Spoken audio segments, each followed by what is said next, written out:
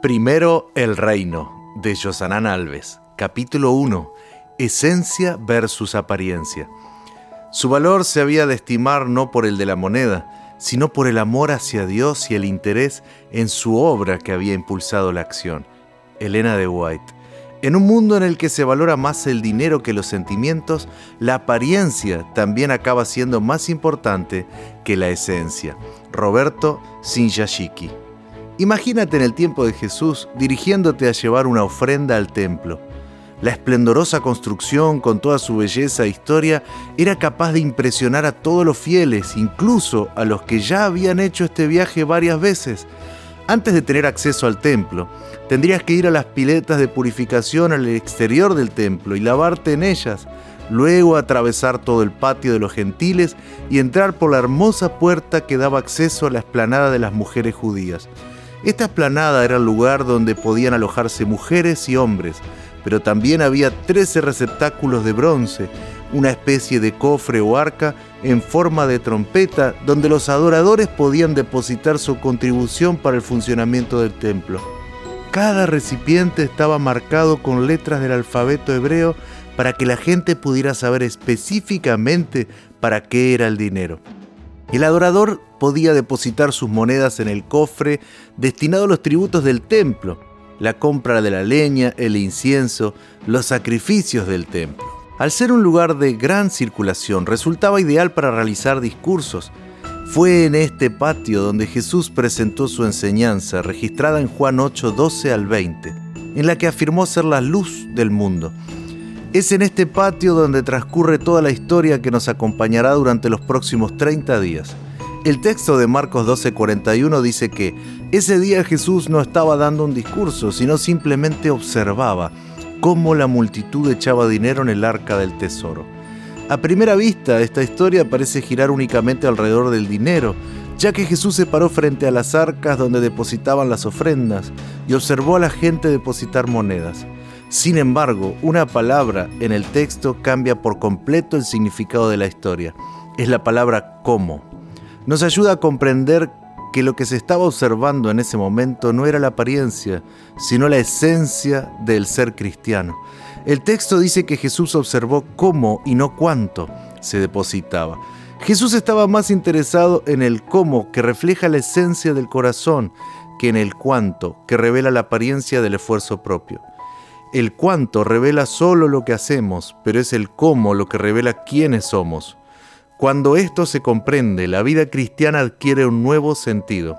A muchos de nosotros se nos ha enseñado a vivir y pensar en la vida cristiana solo como una acumulación milenaria de reglas que deben ser obedecidas para alcanzar una etapa superior. Este tipo de pensamiento nos lleva a ver a Dios como un fiscal que está mirando cuántas veces y especialmente cuánto no haces para darte la recompensa o el castigo que mereces. Por eso, me apasiona tanto esta historia de la viuda, porque nos muestra que el gran interés de Dios está más en el cómo que en el cuánto. En el cristianismo presentado por Cristo, hacer y ser son importantes, pero ser cristiano precede a hacer las cosas en la vida cristiana. Hacer es el resultado inevitable del ser. Con esfuerzo humano incluso podemos hacer cosas que los cristianos deberían hacer, pero Jesús tiene una propuesta más profunda. Quiere llevarnos a ser un cristiano genuino, un cristiano en toda su esencia y no solo en apariencia. Necesitamos entender una gran verdad: el enemigo no quería que fueras cristiano, pero como lo eres, trata de que mires solo cuánto haces o cuánto debes hacer. Uno de los objetivos de este libro es hacernos pensar que el ideal de Cristo para nuestra vida es transformar quiénes somos para cambiar lo que hacemos. Para Satanás lo importante es que mires solo los sábados que guardas, cuántos diezmos y ofrendas das, cuánto ayudas a los demás.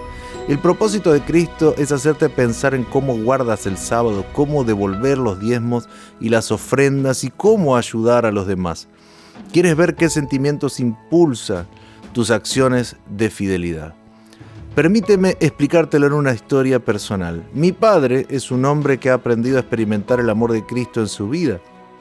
Él tiene sus luchas en la vida cristiana, pero tiene un amor tan contagioso por Jesús que, si le preguntas por qué observa el sábado, seguramente él no responderá que lo hace porque se trata de una regla de la iglesia. te dirá que el sábado es el mejor día de la semana. Es el día en que tiene la oportunidad de tener compañerismo con la persona que más ama. Su anticipación por la llegada de este día especial es tan intensa que varias veces lo vi comenzar a desearle a la gente un feliz sábado tan temprano como el jueves. Lo mismo ocurre con los diezmos y las ofrendas. El verdadero propósito de la fidelidad es llevarte a reconocer quién es Dios en tu vida y responder, por medio de la obediencia, basado en tu amor por Él y por su causa. Elena de White dice: el ojo de Dios lleva cuenta de cada centavo consagrado a su causa, como así también de la buena voluntad o la mezquindad del dador. También se registra el motivo para dar. ¿Te das cuenta? El interés de Dios es conocer los sentimientos que nos mueven a actuar. ¿Estamos dispuestos o somos reacios a obedecer? Los motivos son nobles o egoístas. Por eso Pablo expresa: Dios ama a la persona que da con alegría, en 2 Corintios 9:7. Lo que Pablo está diciendo es que Dios no ama lo que doy, sino el sentimiento que me mueve a dar.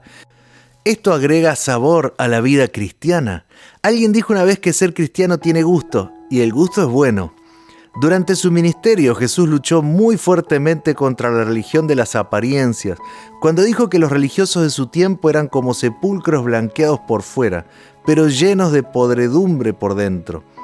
Cuando dijo a los que se proclamaban salvos por sus buenas obras: les digo la verdad, los corruptos cobradores de impuestos y las prostitutas entrarán en el reino de Dios antes que ustedes. ¿Te imaginas lo que significó para los líderes religiosos en ese momento escuchar eso? Predicaban que cualquiera que se hiciera judío podía salvarse, excepto las prostitutas y los recaudadores de impuestos. Y fueron precisamente estos los que Jesús buscó para la salvación. Los pecadores que sabían exactamente cuánto necesitaban la gracia transformadora llegarían antes que aquellos que vivían solo en apariencia religiosa.